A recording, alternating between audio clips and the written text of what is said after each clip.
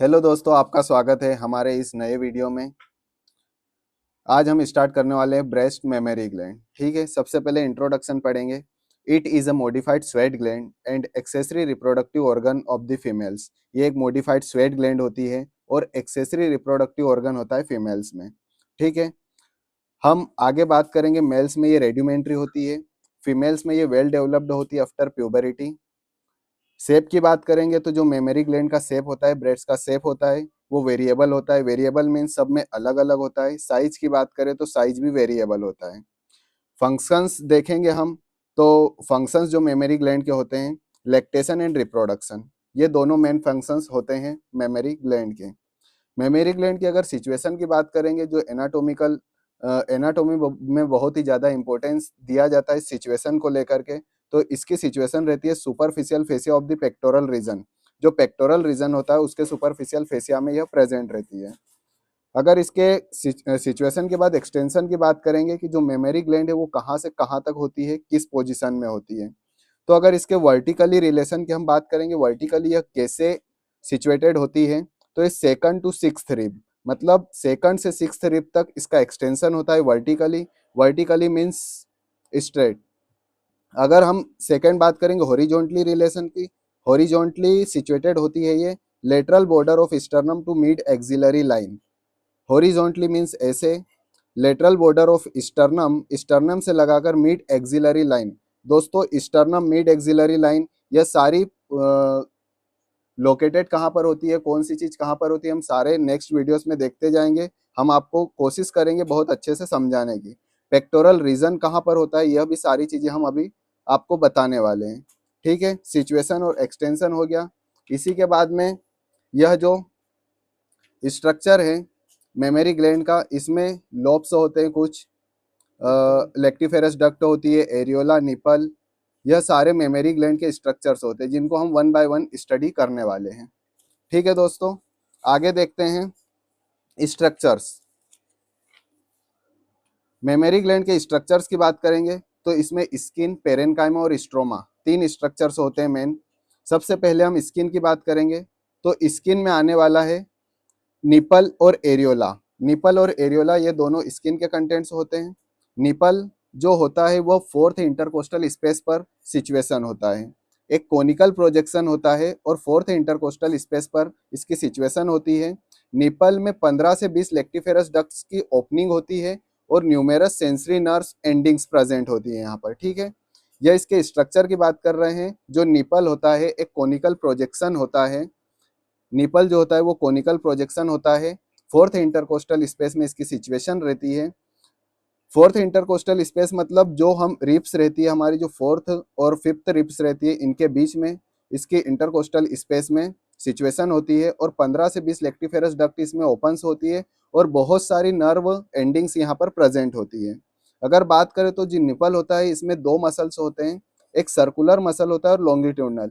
जो circular muscle होता है वो निपल को इरेक्शन, मतलब जब बेबी फीडिंग के दौरान निपल को इरेक्शन मतलब इरेक्ट होने के लिए सर्कुलर मसल्स हेल्प करते हैं और उसको वापस रिट्रैक्ट करने के लिए लॉन्गिट्यूडनल मसल्स हेल्प करते हैं। सेकेंड बात करेंगे हम एरियोला की, तो एरियोला जो होता है यह निपल के अराउंड एक ब्लैक कलर का एरिया होता है, dark colour circular pigmented area around the nipple. Nipple के जस्ट साइड से एक डार्क ब्लैक कलर का एरिया होता है, उसी को एरियोला बोलते हैं। स्वेट एंड सेबेसियस ग्लैंड्स, यहाँ पर sweat and sebaceous glands present होती है। जो स्वेट एंड सेबेसियस ग्लैंड्स होती है यह क्या करती है, एरियोला को मतलब एरियोला के अराउंड स्वेट और सीबम सीक्रेट करती है, जिससे कि निपल में जो निपल को है ना क्रैकिंग मतलब लैक्टेशन के दौरान क्रैकिंग से प्रिवेंट करता है। ठीक है, लैक्टेशन के समय क्रैकिंग से निपल को प्रिवेंशन के लिए यहाँ पर sweat and sebaceous glands present होती है, जो कि इसको क्रैकिंग से बचाता है। यहाँ पर हेयर्स एब्सेंट होते हैं, डिवॉइड ऑफ हेयर्स। एरियोला के अराउंड हेयर्स नहीं होते हैं। Around the areola Montgomery tubercle present होता है। हम बाद के वीडियो में देखेंगे मोंटगोमेरी ट्यूबरकल क्या होता है, यह एरियोला के अराउंड प्रेजेंट होता है। ठीक है दोस्तों, यह हमने बात की स्किन की। स्किन में सबसे पहले निपल एंड एरियोला की बात करी अपन ने। अब हम सेकेंड बात करेंगे पेरेन्काइमा। पेरेन्काइमा बहुत ही ज्यादा इंपॉर्टेंट होता है मेमोरी ग्लैंड के लिए, क्योंकि यहाँ पर मिल्क का सिक्रीशन होता है। दोस्तों, पेरेनकाइमा में ग्लैंडुलर टिश्यूज होते हैं जो कि मिल्क सिक्रेट करते हैं। मिल्क सिक्रीशन पेरेनकाइमा में होता है। यहाँ पर 15 से 20 लोब्स होते हैं, ठीक है। हर लोब में, यहाँ पर ये जो नीचे डायग्राम है, यहाँ पर 15 से 20 लोब्स होते हैं।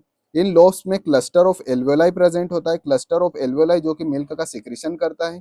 यहाँ पर लेक्टिफेरस साइनस होता है, जहाँ पर मतलब निपल के जस्ट दूरी पर ही लेक्टिफेरस साइनस होता है। यहाँ पर मिल्क का स्टोरेज होता है और लेक्टिफेरस डक्ट के थ्रू यह क्लस्टर ऑफ एल्वेलाई से लेक्टिफेरस साइनस तक लेक्टिफेरस डक्ट के थ्रू ही आता है। यह पेरेनकाइमा ग्लैंडुलर टिश्यू होता है जो कि मिल्क का सिक्रीशन करता है। अगला आता है स्ट्रोमा। दोस्तों हमने स्ट्रक्चर्स में स्किन समझ लिया, स्किन में निपल एंड एरियोला को पढ़ा है। उसके बाद हमने पेरेनकाइमा, पेरेनकाइमा में हमने पेरेनकाइमा क्या होता है यह देखा है। अब हम बात करते हैं स्ट्रोमा की। दोस्तों स्ट्रोमा में बहुत ज़्यादा इंपॉर्टेंट होता है क्योंकि यह एक सपोर्टिंग फ्रेमवर्क होता है मेमोरी ग्लैंड के लिए। Supporting framework of the gland. यहाँ पर स्ट्रोमा में स्ट्रोमा के दो पार्ट होते हैं, एक फाइब्रस पार्ट होता है और एक फैटी पार्ट होता है। जो फाइब्रस पार्ट होता है ना, यहाँ पर सस्पेंसरी लिगामेंट होते हैं जो कि ब्रेस्ट को एंकर करके रखते हैं, ब्रेस्ट को एक लोकेशन पर सेट करके रखते हैं। यहाँ पर सस्पेंसरी लिगामेंट्स होते हैं जो कि फाइब्रस पार्ट होता है। अगर फैटी पार्ट की बात करें तो यह ब्रेस्ट को एक शेप प्रोवाइड करता है, बल्क प्रोवाइड करता है, ठीक है। Make bulk and shape of the gland. दोस्तों ये हमने स्ट्रक्चर के नॉर्मल स्ट्रक्चर्स की बात कर ली है। अब हम बात करते हैं axillary tail. What is axillary tail? Axillary tail जो होती है एक ब्रेस्ट का, एक्सिलरी टेल ब्रेस्ट का एक एक्सटेंशन होता है जो कि एक्सिला की तरफ जाता है, इसलिए इसका नाम है axillary tail. An extension of the breast, यह एक ब्रेस्ट का एक्सटेंशन होता है जो कि एक्सिला की तरफ रहता है थ्रू फोरेमेन ऑफ लेंगर। जहां से यह एक्सटेंड करता है उस जगह को बोलते हैं फोरेमेन ऑफ लेंगर। फोरेमेन ऑफ लेंगर से यह एक्सिला की तरह एक्सटेंड करता है, इसी को एक्सिलरी टेल ऑफ स्पेंस कहा जाता है, ठीक है। दोस्तों जो ब्रेस्ट होता है उसको हम 4 पार्ट्स में देखते हैं कुछ इस तरीके से। इसमें रहता है upper medial, lower medial, upper lateral and lower lateral. जो एक्सिलरी टेल होती है यह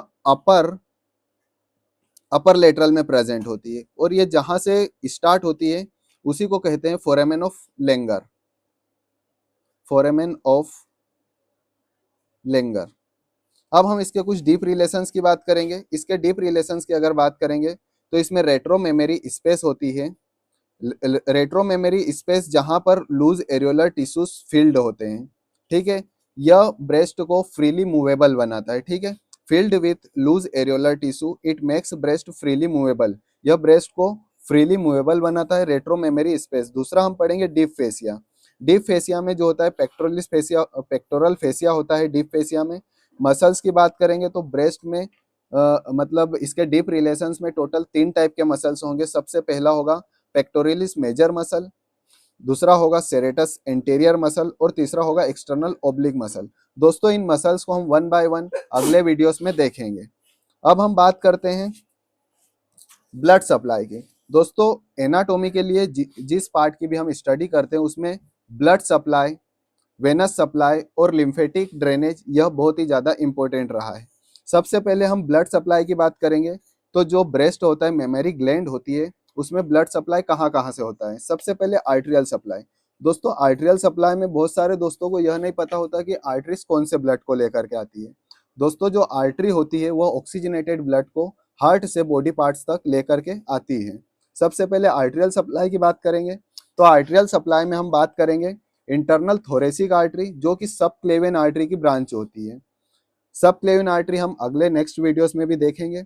इंटरनल थोरेसिक आर्टरी अभी आपको इतना ही याद रखना है कि आर्टेरियल सप्लाई में सबसे मेन आर्टरी होती है internal thoracic artery. Second number पे होती है lateral thoracic artery, superior thoracic artery, acromiothoracic artery. Lateral, superior and acromiothoracic arteries जो कि एक्सिलरी आर्टरी की ब्रांचेस होती है। दोस्तों नेक्स्ट वीडियो में हम एक्सिलरी आर्टरी को ही देखने वाले हैं। वेनस सप्लाई की बात करेंगे तो इसका जो वेनस सप्लाई होता है वो same as it is arterial supply के जैसा ही होता है। वेनस सप्लाई में देखेंगे तो internal thoracic vein, lateral thoracic vein, superior thoracic vein and acromiothoracic vein. अब हम बात करेंगे वेनस सप्लाई की। यहाँ पर वेनस सप्लाई और ब्लड सप्लाई, आर्टेरियल सप्लाई में कोई ज़्यादा डिफरेंस नहीं है। सारे आर्टरीज वेन्स के नाम एज इट इज हैं। Internal thoracic vein, lateral thoracic vein, superior thoracic vein and acromiothoracic vein. Venous supply है, आर्टेरियल सप्लाई, वेनस सप्लाई। दोस्तों अब हम बात करेंगे नर्व सप्लाई की। नर्व सप्लाई में anterior and lateral cutaneous branch of fourth and sixth intercostal nerves, इसको nerve supply करती है fourth and sixth intercostal nerves. दोस्तों यह हो गया ब्लड सप्लाई और नर्व सप्लाई। अब हम बात करेंगे अगला, अब हम बात करेंगे लिम्फेटिक ड्रेनेज की। लिम्फेटिक ड्रेनेज जो मेमरी ग्लैंड ब्रेस्ट का लिम्फेटिक ड्रेनेज होता है, यह भी बहुत ही ज़्यादा इंपॉर्टेंट होता है। अब हम देखते हैं, सबसे पहले तो यह देखेंगे लिम्फेटिक होता क्या है। लिम्फेटिक होता है it maintains fluid balance, absorbs fat and fight infection. जो लिम्फ होता है वो इन्फेक्शन से फाइट करता है, फैट को एब्जॉर्ब करता है। लिम्फ एक क्लियर फ्लूइड होता है जो कि ब्लड सेल्स में होता है। Lymph clear fluid that contains blood cells specially lymphocytes. Lymph में लिम्फोसाइट सेल्स होते हैं जो कि इस इन्फेक्शन से फाइट करने में हेल्प करते हैं, हमें कोई भी डिसीज से प्रिवेंशन करवाते हैं। ठीक है, अब हम बात करते हैं लिम्फेटिक ड्रेनेज में। सबसे पहले एक्सिलरी लिम्फ नोड्स। जो एक्सिलरी लिम्फ नोड्स होती है वो टोटल 5 टाइप्स की होती है, anterior, posterior, central, lateral and apical. दोस्तों ये 5 टाइप की लिम्फ नोड्स होती है। यहाँ पर हम देखते हैं कि एंटीरियर एंड पोस्टीरियर जो लिम्फ नोड्स हैं, यह लिम्फेटिक ड्रेनेज लेकर के जाती है लेटरल लिम्फ नोड्स के पास में। जो लेटरल लिम्फ नोड है वह लिम्फेटिक ड्रेनेज को एपिकल के पास लेकर के जाती है, और जो एपिकल है वह सेंट्रल में ले जाकर के ड्रेन कर देती है। दोस्तों इसकी पूरी प्रोसेस मैं आपको बताने वाला हूँ। सबसे पहले तो एक्सिलरी लिम्फ नोड्स 5 टाइप्स की होती है। देन सेकंड होता है intercostal memory lymph nodes. Third होता है posterior intercostal lymph nodes. Fourth होता है सुप्रा क्लेविकुलर लिम्फ नोड्स। दोस्तों इनके नाम से ही पता चलता है कौन सी लिम्फ नोड्स कहाँ पर प्रेजेंट है। ठीक है, अब हम बात करते हैं एक्सिलरी लिम्फ नोड्स। आपको एक्सिला की पोजीशन मैंने प्रीवियस वीडियो में बताया है, आप वहां जाकर के देख सकते हो। वहां पर आपको सारी 5 टाइप्स की लिम्फ नोड्स एक्सिला की लोकेशन पर पता चल जाएगी। इंटरनल मेमोरी लिम्फ नोड्स जो होती है ये स्टर्नम होता है, स्टर्नम के साइड से होती है, लाइन बाय लाइन होती है। अगर पोस्ट ये यहाँ पर डायग्राम में दिख रहा है, यह है इंटरनल मेमोरी लिम्फ नोड्स। अगला हम बात करेंगे पोस्टीरियर इंटरकोस्टल लिम्फ नोड्स की। तो जो पोस्टीरियर कोस्टल लिम्फ नोड्स होती है वह पोस्टीरियर साइड पर प्रेजेंट होती है, और जो सुप्रा क्लेविकुलर होती है, यह जो क्लेविकल होती है, क्लेविकल के ऊपर जो लिम्फ नोड्स प्रेजेंट होती है इनको सुप्रा क्लेविकुलर लिम्फ नोड्स बोलते हैं। और सब डायफ्रामेटिक लिम्फ नोड्स, जो डायफ्राम होता है, डायफ्राम के नीचे जो लिम्फ नोड्स प्रेजेंट होते हैं उनको सब डायफ्रामेटिक लिम्फ नोड्स कहते हैं। यह सारी लिम्फ नोड्स मेमोरी ग्लैंड की है, ये यहाँ से लिम्फ को ड्रेन करती है। लिम्फेटिक वेसल्स की बात करेंगे तो 2 टाइप की लिम्फेटिक वेसल्स होती है, सुपरफिशियल लिम्फेटिक्स और डीप लिम्फेटिक्स। अब हम देखते हैं सुपरफिशियल लिम्फेटिक्स में किन किन पार्ट्स को ड्रेन किया जाता है। It drains skin of the breast except nipple and areola. अगर हम ब्रेस्ट की स्किन की बात करें तो हमने स्किन में पढ़े थे 2 parts, nipple and areola, but यह सिर्फ स्किन का ही लिम्फेटिक्स ड्रेन करते हैं, एक्सेप्ट निपल और एरियोला। निपल और एरियोला का ड्रेन लिम्फेटिक ड्रेन नहीं करती है। देखते हैं निपल और एरियोला का डीप लिम्फेटिक्स ड्रेन करता है। Deep lymphatics it drains parenchyma, stroma, areola and nipple. यह डीप लिम्फेटिक से ड्रेन होता है। अब हम देखते हैं कैसे लिम्फेटिक ड्रेनेज की प्रोसेस क्या रहती है, क्या मैकेनिज्म रहता है। दोस्तों सबसे पहले तो मैंने बताया था एंटीरियर एंड पोस्टीरियर जो लिम्फ नोड्स होती है वह लिम्फेटिक को लेकर के जाती है लेटरल के पास में। लेटरल से यह एपिकल के पास जाता है और एपिकल से पोस्टीरियर के साइड। दोस्तों यह पूरा मैकेनिज्म है। एंटीरियर एंड पोस्टीरियर जो लिम्फेटिक होता है वो लेटरल लिम्फ नोड के पास जाता है, लेटरल लिम्फ नोड से एपिकल लिम्फ नोड के पास जाता है, एपिकल लिम्फ नोड से supraclavicular lymph nodes drain करती है इसको, वहां से सब क्लेवियन से फिर right and left brachiocephalic vein, right and left brachiocephalic vein, यहां तक इसका लिम्फेटिक ड्रेनेज होता है। दोस्तों आशा है आपको यह वीडियो अच्छा लगा होगा। इसकी कुछ अप्लाइड एनाटोमी भी है, वो हम नेक्स्ट वीडियो में देखेंगे। दोस्तों lymphatic drainage, blood supply, nerve supply, venous supply और सारा इंट्रोडक्टरी पार्ट हमने ब्रेस्ट का देखा है। यह एग्जाम पॉइंट ऑफ व्यू से देखें तो 10 मार्क्स में यह पूरा आपसे पूछा जा सकता है। ये यूनिवर्सिटी एग्जाम के लिए बहुत ही ज़्यादा इंपॉर्टेंट होता है। आपको हमारा वीडियो अगर अच्छा लगा हो तो लाइक, शेयर एंड सब्सक्राइब करें। हमारा चैनल टाई टू स्टेथो में आपका स्वागत है। धन्यवाद।